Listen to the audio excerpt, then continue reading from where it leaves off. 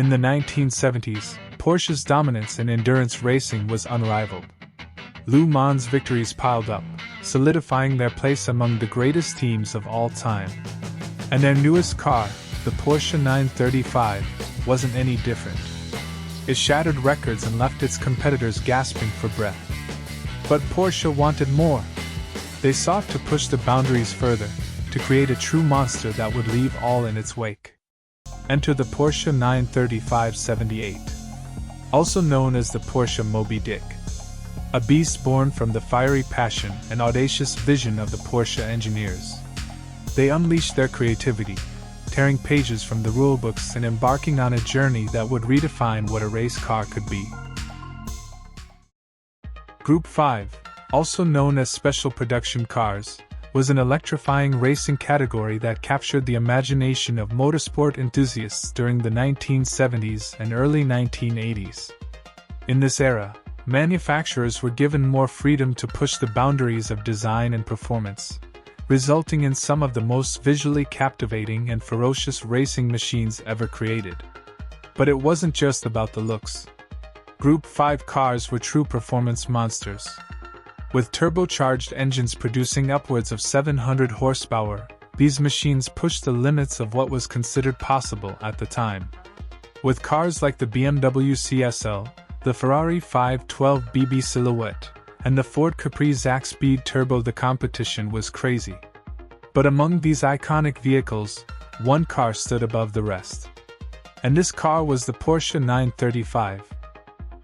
Introduced by Porsche in 1976, the Porsche 935 emerged as a winner and played a pivotal role in the brand's recapture of the Group 5 championship.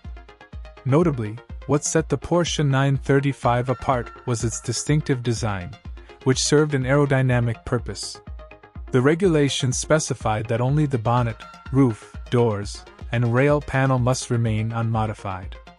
However, the rules failed to mention headlight heights, leading Porsche to exploit this loophole and race the 935 with its signature flat nose and bumper headlights, instead of the production headlight. Beneath the bonnet, the Porsche 935 housed a 3.3-liter twin-turbocharged flat-six engine featuring a mechanical fuel injection system, resulting in an astonishing output of 845 horsepower. An extraordinary figure at the time. In comparison, the base model, the 911 Turbo, produced a mere 260 horsepower. The combination of impressive power and ingenious aerodynamics established the 935 as an unrivaled force in the annals of Group 5 racing. To emphasize its dominance, it is worth noting that the 935 remains the sole Group 5 car to have triumphed in the 24 Hours of Le Mans. This leads us to 1978. A season that saw the downgrade of the World Championship for sports cars from an international affair to a European championship that Porsche had no real interest. So they shifted their focus to Le Mans. Determined to create a car capable of conquering the legendary race, Porsche embarked on developing the third, final, and most outrageous version of the 935. The Porsche 935/78, known as Moby Dick. The Porsche 935/78 Moby Dick showcased remarkable engineering and design, incorporating the foundation of the 911 Turbo. While the 935 maintained the nose design, it was further enhanced to achieve an even flatter appearance.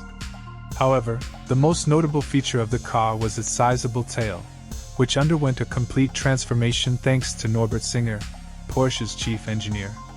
Singer took advantage of the absence of rear-end design restrictions, resulting in the creation of the iconic long tail that significantly improved airflow and boosted the car's speed.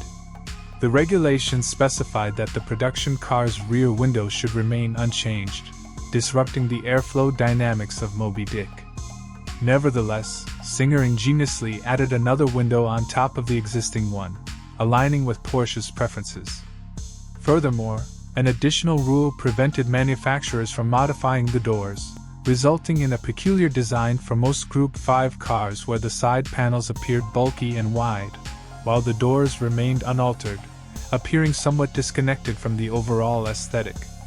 However, due to mounting pressure, the FIA eventually revised the rules, enabling Porsche to modify the door design and further enhance the car's downforce capabilities.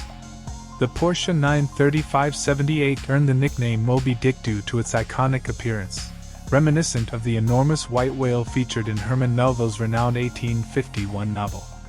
While Moby Dick possessed a visually striking appearance, the question remains, was it truly as fast as it looked? Now let's look at what is inside this beast.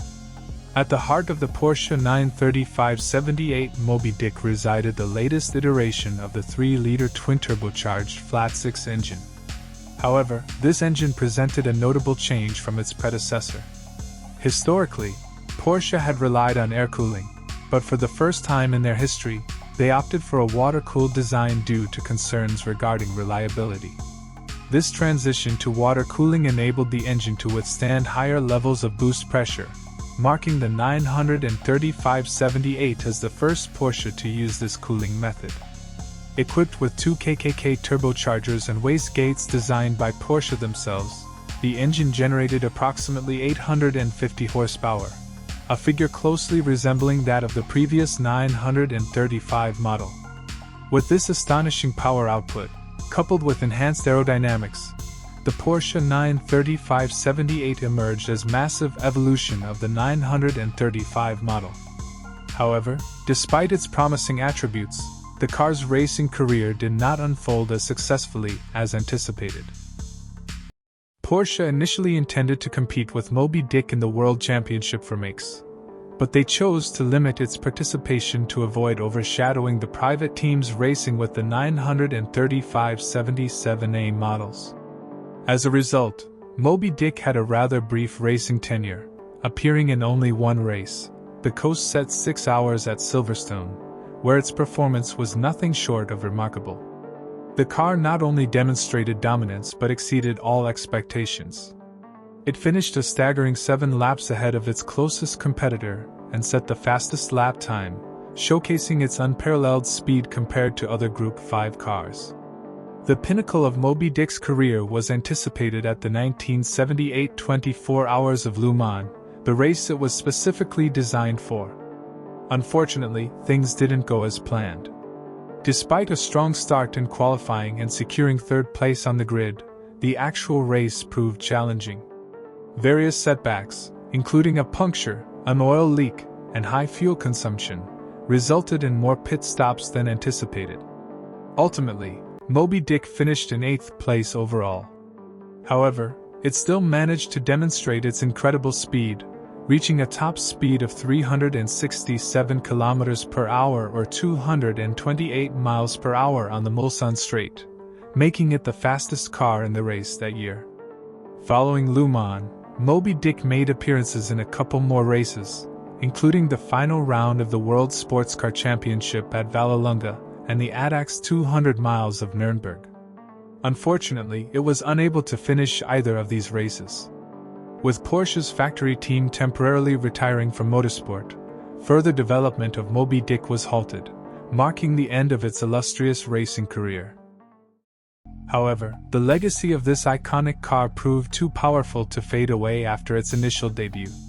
While Porsche itself did not continue racing with the 935/78, several private teams took inspiration from the White Whale and created their own clones. One notable example occurred in the 1981 racing season when the Jost Racing team developed a clone with the chassis number JR001, closely resembling the 935/78.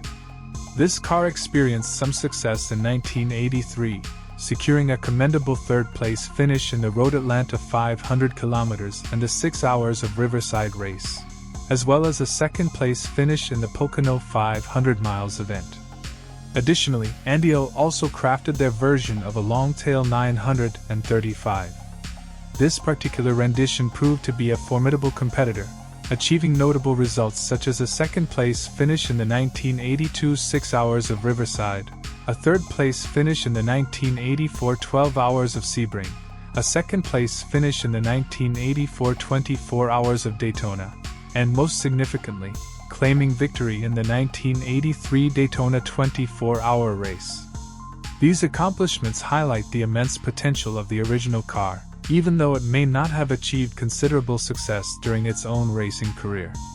The fact that these private teams recognized the untapped potential and enduring appeal of the 935-78 prompted them to create their own versions, leading to impressive achievements and ensuring the continued legacy of this iconic car. Today, the Porsche 935-78 Moby Dick stands as a testament to engineering excellence. This extraordinary machine can be admired at the Porsche Museum in Stuttgart, where it showcases its groundbreaking design and innovative features. Although the Porsche 935-78 Moby Dick may not have achieved all its anticipated victories, its impact on endurance racing is everlasting. The ingenious design, unparalleled speeds, and its status as one of the most legendary racing machines have solidified its place in the hearts of motorsport enthusiasts.